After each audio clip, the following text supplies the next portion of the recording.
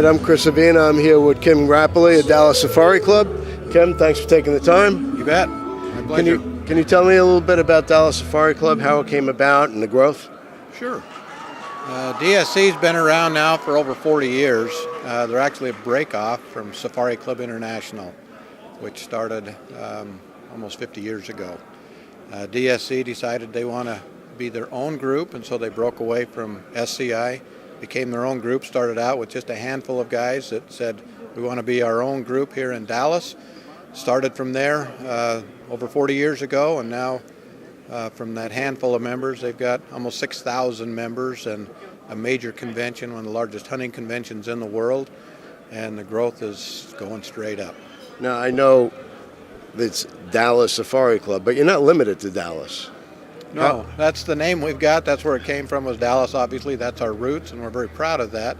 But Dallas Safari Club is actually an international organization. We have members from all of the states in the United States, Canada, South America, all over the world. They all support the mission of DSC, and that mission of conservation, education, and protecting hunters' rights, which we're very passionate about. Now, you're growing. How many chapters of Dallas Safari Club are there? Well, that's pretty interesting. They started out with no chapters. They went for the majority of their existence with none. And then a little over 3.5 years ago, they decided they wanted to have chapters and spread their reach and their footprint throughout North America to start with. And currently now, after 3.5 years of doing that, we have 11 chapters and growing. That's fantastic. Yeah. It's and we're here in Connecticut, at the Northeast chapter, and this covers from New York to Maine, right? Correct. Yeah, they take in the entire Northeast area here. There's almost 300 members up here and growing, and they put on an annual banquet every year to raise money so that they can complete the mission that they've come up with to support as a chapter. Great. And what can we expect from Dallas Safari Club this year? I know your convention in Dallas was tremendous this year, and I know next year they're looking to do even better. Yeah, we always do. That's always the thing, is what can you do for me this year that you didn't do last year? And the convention's actually been sold out vendor-wise.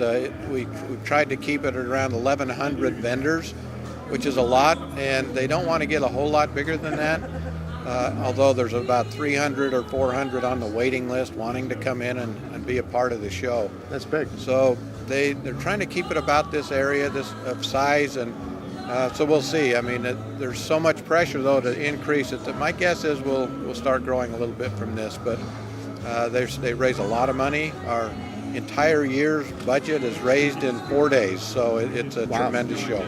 And it's a non-for-profit, so everything that's raised pretty much goes towards conservation. It really does. I mean, we have the 501c4 aspect of it, which is the protecting of the hunter's rights, so we can actually do some lobbying. We have a lobbyist that we hire full-time that's on the Hill and helps us with those types of issues. But then the rest of the money goes to conservation and education, really putting animals back on the ground, helping the habitat flourish, and really the conservation and education of hunting all around the world. Great. Well, I'm happy to be here at this chapter event, and if there's anything that we can do to assist you, just feel free to ask. Well, thank you. We're happy you're here and hope you have a good time. This chapter will have a great event tonight, and just like our national convention, only on a smaller scale, they'll use this night to raise funds so that they can complete the mission that they've set forth that's important to them. They'll spend that money locally, which is totally different than any organization. The chapters are allowed to keep the money that they raise and spend it here locally. So that's a big deal, and they've got some very cool projects that they support, and they wouldn't actually happen without their support, so it makes a big difference. All right. Well, I appreciate your time. You bet. And enjoy the event tonight. You bet. Thanks. Thanks again.